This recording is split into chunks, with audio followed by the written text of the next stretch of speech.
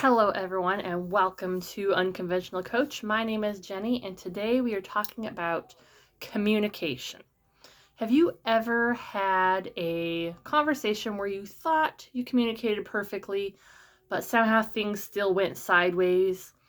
Today, we're diving into why communication isn't just about speaking clearly, but it's about making sure that your message is actually heard, because that's the true essence of communication. Are they hearing what you are trying to say?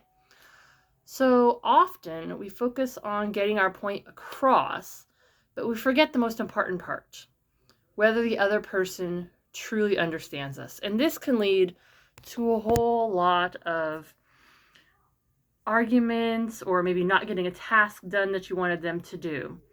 For example, if you're direct with someone who's more passive, because there's several communication styles, you might come across as forceful, even if that wasn't your intent. And vice versa.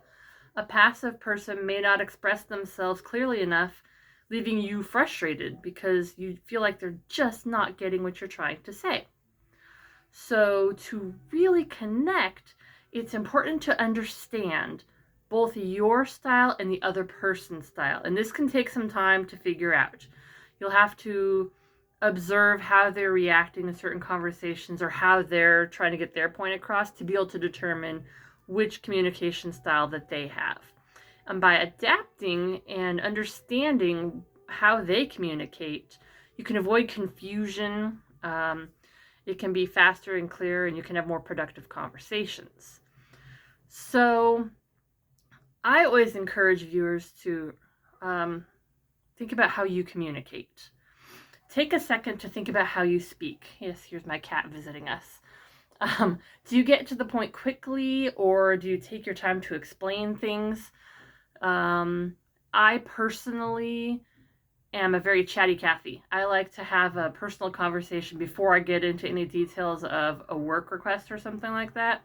And I am more on the passive side because I also sometimes feel like I don't want to come across as aggressive, which isn't right or wrong. It's just a different communication style.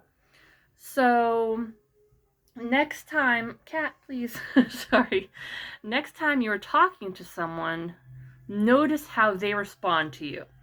Are they more reserved, or do they jump right in and start the conversation going? And then you want to kind of tailor your approach based off of that. And then if you've done these observations for the conversations and you really take the time to see how you need to adjust your message to get it across to them, you can notice how those conversations will start changing. There'll be more clarity, fewer misunderstandings, and maybe even less tension, which is what you really, really want, right? Especially in a work environment, if you're a leader, you want to have those productive conversations so that your employee does the job that you want them to do and that there's no misinterpretation or miscommunication. So I want you to think about effective communication is a skill that grows over time. You're not just going to run out and solve this right now. So please don't worry about that. Keep practicing, and you will notice over time how it transforms your interactions. And it's not just the voice and communication style, but also pay attention to your physiology. Make sure you're making eye contact. Make sure that you're present in the conversation. You don't want to be, for example, here on your phone doing this while you're trying to have a conversation or typing at your computer or whatever. You want to actually give your attention to the person so that they feel heard and that they know that you're listening. And once those two pathways are open and everybody's communicating clearly in the way that the other person needs, and you're effectively listening, which we'll go over another time, that will make things a whole lot better. So what kind of communication challenges have you faced? Leave a comment below and let's learn from each other. I hope you guys have a wonderful day. I hope you have some more productive conversations from now on, and I look forward to our next conversation. Have a great day, and thank you.